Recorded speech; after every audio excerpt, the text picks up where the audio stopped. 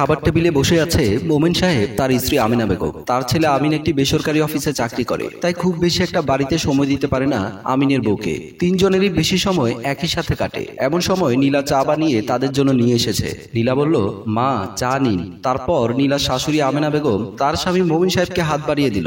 হঠাৎ করে আমিনা বেগম দেখতে পেল নীলার ঘাড়ের এক সাইডে কিছু একটা দেখা যাচ্ছে, যেমন কেউ কাউকে আদর করলে দাগ দেখা যায়, ঠিক সেই ধরনের একটা কিছু ক্ষত দেখাচ্ছে। আমিনা বেগম নীলার দিকে তাকিয়ে আছে। নীলা বুঝতে পারছে না সে কি এমন দেখছে।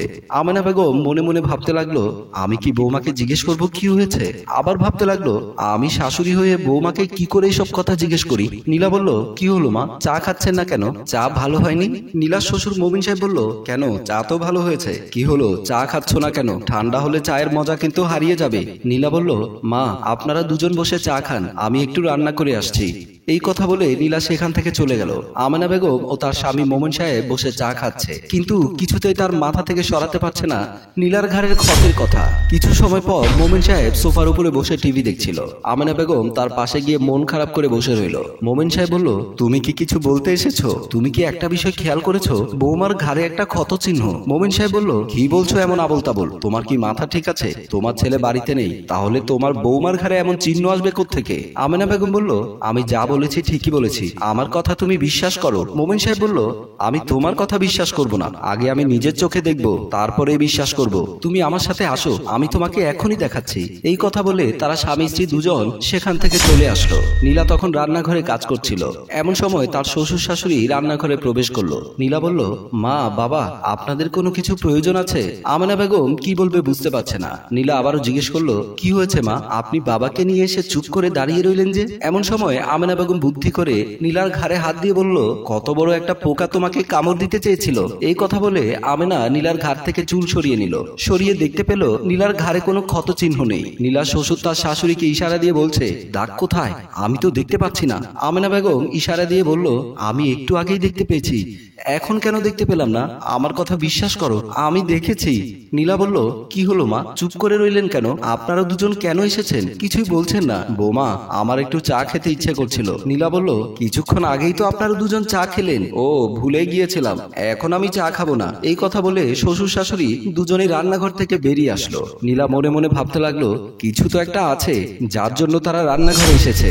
এদিকে আমিন অফিসে বসে কাজ করছিল। এমন সময় তার এক কলিগ এসে আমিনকে বলল, অনেকদিন হয় আপনাকে বাড়িতে যেতে দেখি না, আপনি কি বাড়ি যান না নাকি? অফিসের এত কাজ রেখে কি করে বাড়িতে যায় বলুন? কলিগ বলল, কাজ যতই থাকুক না কেন, সংসারে সময় দিতে হয়। আপনি যদি সময় দিতে না পারেন তাহলে কিন্তু একদিন পস্তাতে হবে। আমিন বলল, কি বলছেন আপনি সব? কলিগ বলল, আমাদের পাশের এক ভাড়াটিয়া, সে কাজের জন্য বাইরে বেশি সময় থাকে। সে তার স্ত্রীকে সময় দিতে পারে না বলে তার স্ত্রী অন্য কারো হাত ধরে চলে গেছে। এখন সে আধা পাগল হয়ে রাস্তায় রাস্তায় ঘুরছে। তাই বলছি কি, কিছুদিনের জন্য আপনি বাড়ি থেকে গিয়ে ঘুরে আসেন। ঠিক আছে, আমার খাওয়ার সময় হয়েছে, আমি খাবো, আপনিও খেতে আসেন। এ কথা বলে কলিগ সেখান থেকে বেরিয়ে আসলো। আমিন চিন্তায় পড়ে গেল, কি বলে গেল তার কলিগ? আমিন নীলাকে অনেক বেশি ভালোবাসে। নীলা যদি আমিনকে ঠকায় তাহলে আমিন অনেকটাই কষ্ট পাবে, বেঁচে থাকার মানেটাই ভুলে যাবে আমিন। আমিন মনে মনে সিদ্ধান্ত নিয়ে এলো কিছুদিন ছুটি নিয়ে বাড়ি ফিরে আসবে। এদিকে নীলার শাশুড়ি একটা কাজের জন্য বাহিরে গিয়েছে। বাড়িতে রয়েছে নীলার শ্বশুর, আর নীলার শ্বশুর সবসময় বাড়িতেই থাকে।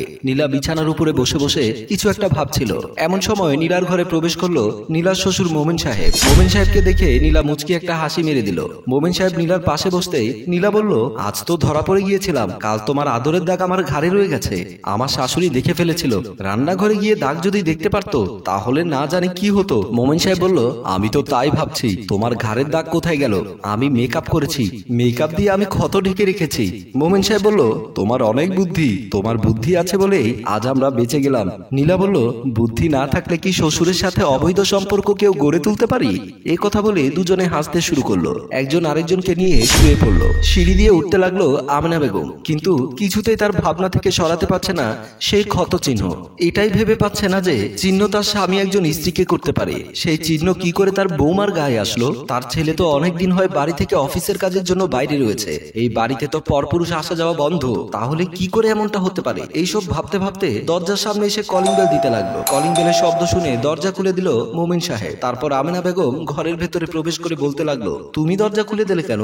বৌমা কোথায়? মোমিন সাহেব কি করবে বুঝতে পারছে না। বলতে লাগলো, বউ গোসল করছে। গোসল করার কথা কথা শুনে আমেনা বেগম আবারও চমকে উঠল। তার কারণ হচ্ছে প্রতিদিন সকাল হলে গোসল করে সংসারের সমস্ত কাজ করতে শুরু করে নীলা। আজ যখন বাড়ির বাইরে আমেনা বেগম গিয়েছিল ঠিক সে সময় কেন গোসল করতে হবে নীলা? মোমেন সাহেব বলল, কোথায় হারালে তুমি? তোমার শরীর ঠিক আছে তো? চলো আমি তোমাকে ডাক্তারের কাছে নিয়ে যাব। আমেনা বেগম মনে মনে ভাবতে লাগলো, এমন হতে লাগলে আমি পাগল হয়ে যাব। আমার ভাবনার আড়ালে এসব কি হচ্ছে? কে ভুল, আমি নাকি বৌমা? না, তাড়াতাড়ি আমার ছেলেকে আমি বাড়িতে আসতে বলবো। তারপর মোমেন সাহেব আমেনা বেগমকে নিয়ে চলে আসলো। নীলা গোসল ছেড়ে আয়নার সামনে দাঁড়িয়ে সাজগোজ করতে লাগলো। নীলাকে অনেক বেশি খুশি মনে হচ্ছে। এতটা খুশি কি করে হতে পারে নীলা? এটা হয়তো আপনারা ভাবছেন। খুশি না হয়ে উপায় কি বলুন? যার স্বামী বাড়িতে নেই তার মুখে হাসি দেখাটা খুব একটা সুখের বিষয় না। তবুও নীলা হেসেই যাচ্ছে তার শ্বশুরকে কাছে পেয়ে। দেখতে থাকুন কি হতে চলেছে। আমিন অফিসে বসে তার মাকে ফোন করতে লাগলো। মা তখন বিছানার উপরে বসেছিল। ছেলের ফোন পেয়ে মা খুশি হয়ে গেল। মা বলল, এতদিন পর মায়ের কথা মনে পড়লো? আমিন বলল, মা আমি আজ রাতে বাড়ি ফিরছি, তুমি কাউকে কিছু বলবে না, আমি সবাইকে সারপ্রাইজ দেব। মা বলল, ঠিক আছে বাবা, আমি কাউকে কিছু বলবো না, তুই তাড়াতাড়ি বাড়িতে ফিরে আয়। এই কথা বলে মা ফোন কেটে দিল। মা ভাবতে লাগলো, আমার ছেলে বাড়িতে আসলে সবকিছু ঠিক হয়ে যাবে, আমি অনেক কিছু জানতে পারবো। এদিকে আমিন ভাবতে লাগলো, অনেকদিন পর তার বউকে দেখবে, কতই না আনন্দ হবে। এদিকে রাত হয়ে গেল। আমেনা বেগম ও মোমেন সাহেব বিছানার উপরে শুয়েছিল। মোমেন সাহেব আমেনা বেগমকে বলল, কি হলো, এখনো ঘুমাচ্ছ না কেন? আমেনা বেগম বলল, আমার কেন জানি ঘুম আসছে না। মোমেন সাহেব বলল, আমি তোমাকে ঘুম পাড়িয়ে দিচ্ছি, তোমার ঘুম চলে আসবে। এই কথা বলে মোমেন সাহেব আস্তে আস্তে আমিনার মাথা টিপে দিচ্ছে। আমেনা বেগম আরাম পেয়ে কখন যে ঘুমিয়ে পড়েছে বুঝতেই পারেনি। সেই সুযোগে মোমেন সাহেব ঘর থেকে বেরিয়ে আসলো। কিছু সময় পর দরজায় কলিং বেল বেজে উঠলো। কলিং বেলের আওয়াজ শুনে আমেনা বেগমের ঘুম ভেঙে গেল। বিছানার উপরে বসে দেখতে পেল মোমেন সাহেব ঘরে নেই। তারপর দরজা খুলে দেওয়ার জন্য বিছানা থেকে নেমে গেল। তারপর দরজার সামনে গিয়ে দরজা খুলে দিল। অমনি ঘরের ভেতরে এসে বলল, কি হলো মা, তুমি মন খারাপ করে আছো কেন? তোমার ছেলে তো চলে এসেছে, এখন তো একটু হাসো। তবুও আমেনা বেগম কোনো কথাই বলছে না। কিছু একটা চলছে আমেনা বেগমের মনে, যা উনি তার ছেলেকে বলতে পারছে না। আমিন বলল, মা কথা বলছো না কেন? তুমি কি কোনো বিষয় নিয়ে আমার উপরে অভিমান করেছো? আমেনা বেগম বলল, বাবা কোনো অভিমান করিনি, অনেক রাত হয়েছে, যা ঘুমিয়ে পড়। আমিন বলল, তোমার সাথে আমার কথা আছে, আসো আমার ঘরে আসো। এই কথা বলে আমিন মাকে নিয়ে ঘরের দিকে গেল। আমিন যা দেখতে পেল তার জন্য সে মোটেও প্রস্তুত ছিল না। আমিন ঘরের ভেতর গিয়ে দেখতে পেল তার বাবা এবং স্ত্রী রোমান্টিক ভাবে একে অপরের দিকে আলিঙ্গন করছে। আমিনকে দেখে তার বাবা এবং স্ত্রী ভয় পেয়ে গেল। আমিন কি করবে বুঝতে পারছে না। নীলা বলল, তুমি কখন এসেছো? আমিনের বাবা বলল, আজ তুই বাড়িতে আসবে আমাদের বলতে পারতি, আমি নিজে গিয়ে তোকে এগিয়ে নিয়ে আসতাম। আমিন একটা মুচকি হেসে বলল, আমি যদি তোমাকে বলে আসতাম তাহলে আজকের এই অবস্থা দেখতে পারতাম না। আমি বাড়িতে নেই, আর সেই সুযোগে তোমরা এসব করছো। নীলা বলল, তুমি আমাদের ভুল ভাবছো, আমরা এমন কিছু করিনি। তারপর আমেনা বেগম নীলার ঘাড়ে হাত দিয়ে ডলা দিতেই দেখতে পেল সে আদরের চিহ্ন। আমেনা বেগম বলল, আমি তোমাকে বলেছিলাম বৌমার ঘাড়ে একটু চিহ্ন রয়েছে, আর তুমি বললে বৌমা এসব করতেই পারে না, বৌমার মতো ভালো মেয়ে হয় না, আর আমাদের বাড়িতে বাহিরের কোনো পুরুষ আসা নিষেধ, তাহলে এইসব চিহ্ন আসবে কি করে? আমিন বলল, ঘরেই যখন পুরুষ মানুষ রয়েছে তাহলে বাইরের পুরুষ আসতে হবে কেন?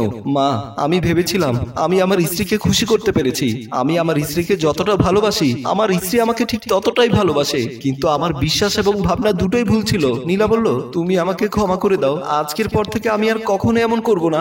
আমিনের বাবা তখন মাথা নিচু করে দাঁড়িয়ে রইল।